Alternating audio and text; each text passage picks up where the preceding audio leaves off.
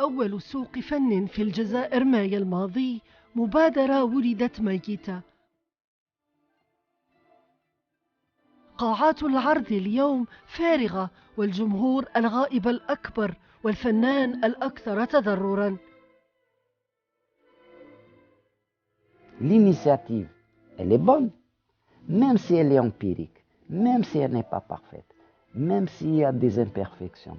Mais ce qui est important, c'est qu'il y ait un suivi.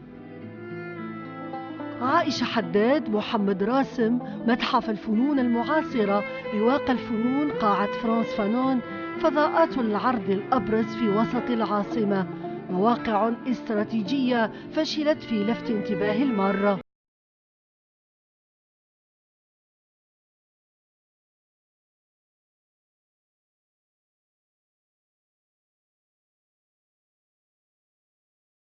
Intéressés. Les étudiants, nous avions la galerie Pasteur, la fac centrale. Donc, implicitement, on avait tous les jours la visite des étudiants en groupe. Parfois, il y avait des discussions en groupe. Il y avait des poètes, il y avait des écrivains, les avocats passaient, les médecins passaient, tous les institutions. Les sociétés, les directeurs de sociétés, Sonacad, Sonatrach, et ainsi de suite, ministres des eaux, de plan. Les ministres venaient et ils achetaient. Nous avons كما بيطات الله يرحمه il achetait. لم يبقى من قرية الفنانين برياض الفتح إلا الذكريات وبعض اللوحات المركونة في زوايا محلات موصدة الأبواب جل الوقت.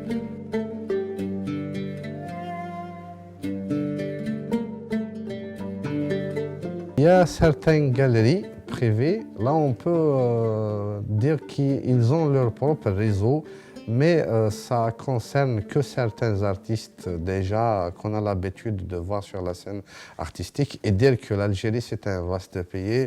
Dans chaque coin et recoin de l'Algérie on peut trouver des artistes.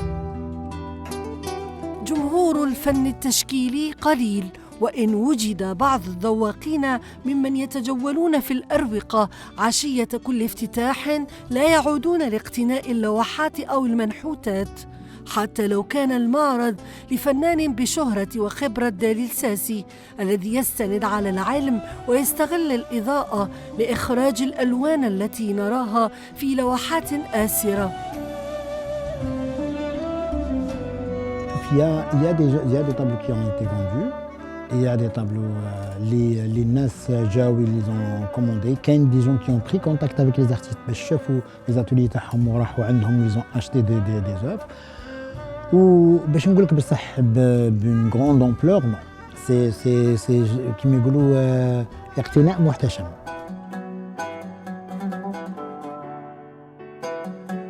محلات تجارية تعيد بيع بعض الرسومات واللوحات وتتعاقد مع بعض الرسامين تحت الطلب. الإقبال عليها كبير وأسعارها تعتبر أغلى من الأسعار في المعارض.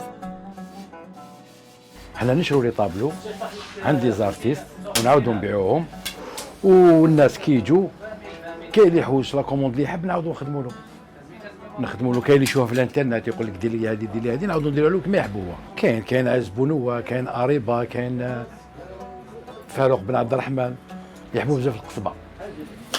البيطون كما قلت لكم قبيل بيبان تاع القصبه 42000 كبير حتى 42000 كبير هذايا اقل يدير حتى 8000 دينار فيها 50 80 ميم لي زوروبيان يجوا يديوه وشنو نحيوه من الشاسي نعطوه له ملوي باسكو هذه سي طوال قماش هذايا ما يديش هكذا ما يخلوهش ممنوع واقيلا فهمتي نحوه من الشاسي كاع كومبليتمون ونلويه له ونديروه في الطنبور يدي هكذاك يعاود يمونطيه في فرنسا.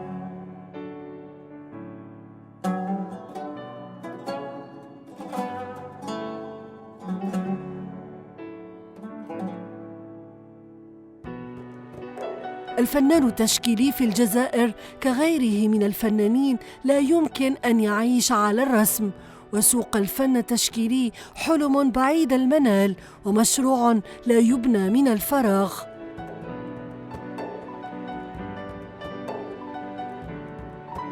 Alors, parlons du marché de l'art en Algérie. C'est vrai qu'il y a eu pas mal d'initiatives à l'instar de celle du ministère de la Culture pour lancer le premier projet du marché de l'art en Algérie.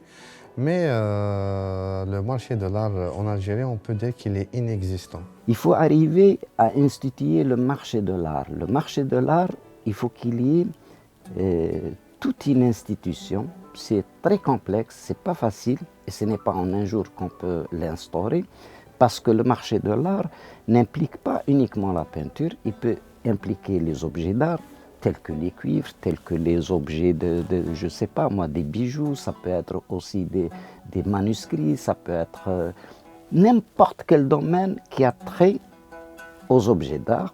Et donc, à partir de là, le marché de l'art, il a l'avantage de réguler et de structurer et donner une image de la valeur de chaque chose. Quand on veut faire une exposition à l'étranger, on a des difficultés à faire sortir les tableaux تاعنا à l'étranger.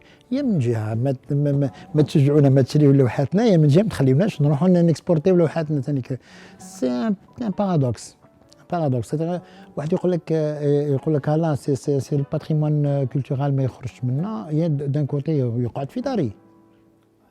Eh ben, il faut trouver une solution.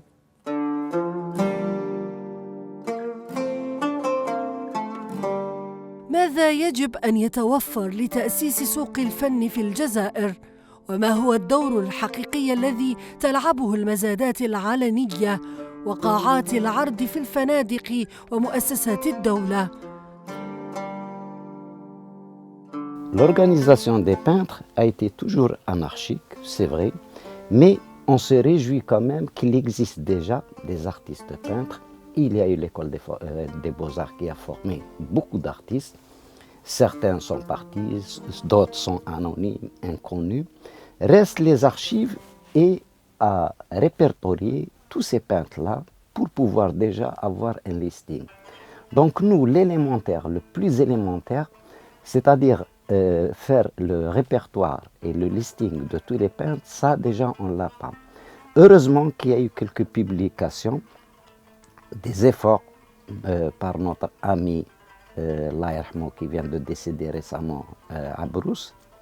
Donc il a pu rassembler avec ses moyens, difficilement, avec les coupures de journaux, les catalogues, contacter des peintres, et avec les réseaux sociaux actuellement, il a pu faire quand même une publication qui regroupe tous les peintres, ou pratiquement tous les peintres algériens, depuis le début à nos jours. Jeunes et toutes tendances, calligraphes, miniaturistes, décorateurs, sculpteurs et peintres.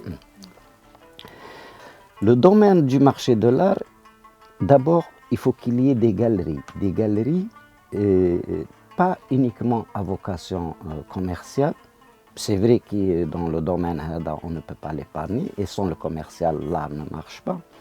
Mais il faut qu'il y ait davantage de galeries, que ce soit étatiques ou privées. Donc quand il y a des galeries, multiplier les expositions et puis être doté d'une revue.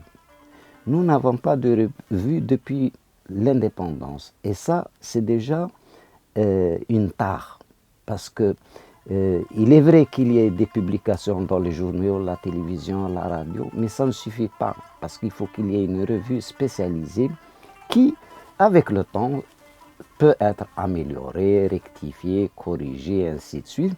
Et ça incitera d'autres personnes à créer d'autres revues pour qu'il y ait une compétition et puis critiquer le travail qui est mal fait. Et puis, au fur et à mesure, on commence à avancer. Même les institutions ont du mal à donner une valeur à l'objet tant qu'il n'y a pas un marché de l'art par les enchères. L'art et le commerce, ça va ensemble, de tous les temps. Il n'y a pas de tabou à ça. Tous les grands peintres, y compris Rembrandt. وفي غياب هذه السوق يتعايش الفنانون مع معطيات سوق موازية، سوق تقفز فيها لوحات الراحلة باية وإسياخم وإتيان ديني من آلاف الدنانير إلى مئات الملايين. Baya de son vivant, elle vendait à 3000 dinars, elle a commencé à 1500 dinars. d'années avant sa mort, elle vendait encore à 3000 dinars et à 5000 dinars. Les plus grands étaient à 7000 dinars. Et nous passons de 7000 dinars jusqu'à 2 millions de dinars. Mais c'est-à-dire en moyenne. Il y en a qui ont atteint 30 000 euros, 32 000 euros. Ça nous ramène à 600 millions. Pourquoi est-ce qu'il faut attendre toujours que ce soit à l'étranger qu'on mette en valeur un peintre? Voilà. Alors, pourquoi ne pas prendre les devants? Nous allons prendre l'exemple, par exemple, d'Issiakham. Issiakham, actuellement, il est très coté à l'étranger. Et c'est pas rien. Alors qu'il y a quelques années, ça ne valait pas grand-chose, malgré qu'il était grand. Mais ceci, malgré ça, parce qu'il faut qu'il y ait une politique qui encourage l'art. Bon. Pourquoi? Quel est le rapport? Parce qu'il faut faire toujours des références par rapport à la qualité, la stature, l'histoire, et ce que ce peintre a apporté à la peinture, qu'on peut aussi évaluer la valeur d'un peintre. Que le peintre dîné à cette époque-là ne valait rien. Même sa valeur est grande, mais il n'était pas connu. Mais dès lors où l'État a dit « je m'intéresse au dîner » et uniquement à dîner, donc il y a eu une surenchère injustifiée qui a plafonné. Alors le risque c'est quoi? C'est que ça engendre des convoitises. Et donc on peut fabriquer des dîners. Et on peut les écouler et on peut les faire croire, expertiser, contre-expertiser comme authentiques. Et nous n'avons pas ni les moyens, ni les gens, ni la technologie, ni le savoir pour déceler si c'est un vrai ou un faux. Et pourquoi quelque chose qui concerne le pays, on doit faire recours à l'étranger pour l'authentifier et nous faire avaler ceux qui veulent bien nous faire avaler. La réalité maintenant, c'est l'Internet, c'est à travers Facebook, à travers des réseaux sociaux. On essaie de vraiment exporter, c'est juste représenter notre culture dans le monde entier. La culture, tout ce qui est patrimoine matériel et immatériel, on essaie de l'exporter à travers nos expositions à l'étranger ou là, d'après les galeries virtuelles. Donc, les gens peuvent nous contacter et nous faire des commandes où là, ils achètent les œuvres qui ont été exposées d'après images, d'après... Quel est le rôle du marché de l'art et de la structure? Parce que l'objet d'art, quel que soit l'objet d'art de valeur, nous parlons des choses de valeur, c'est la valeur refuge. C'est-à-dire, ça protège contre l'infraction. C'est le seul recours où on peut investir et protéger son investissement. Et au passage, le domaine de la peinture, c'est le plus élevé, plus que l'or et plus que l'immobilier. Donc l'objet d'art, il peut passer du simple à 1000 fois plus en quelques années. Chose que vous ne trouverez jamais dans aucun autre domaine. أين المتاحف التي تحمي التراث الشعبي وتسترجعه من خلال اقتناء التحف الفنية؟ وكيف يمكن أن تتأكد أن ما تقتنيه أصلي وليس مقلداً؟ الأسئلة كثيرة والإجابة على لسان أبناء هذا الفن من رسامين وخبراء ومقتنين. Les enchères, le marché de l'art permet aussi de réguler et puis d'authentifier l'objet. Est-ce qu'il est vrai? Est-ce qu'il n'est pas faux? Est-ce qu'il n'a pas été copié? Est-ce qu'il a été plagié? Est-ce qu'il a été inspiré? Et ainsi de suite. Et puis la datation. Le marché de l'art, quand il y a des experts, quand il y a des connaisseurs qui commencent à évaluer l'objet, ils peuvent, comme c'est une préparation pour le travail des musées. Et un expert ne connaît pas tout, même quand il est spécialisé dans une période. D'ailleurs, vous avez, si nous prenons la peinture, nous avons un expert du XVIIe siècle, du XVIIIe, du XVIe, du XIXe, du XXe, et nous allons encore diviser. Dans le XXe, nous avons ceux qui font le fauvisme, ceux qui font l'impressionnisme, ceux qui font l'expressionnisme, et ainsi de suite. Donc chaque discipline.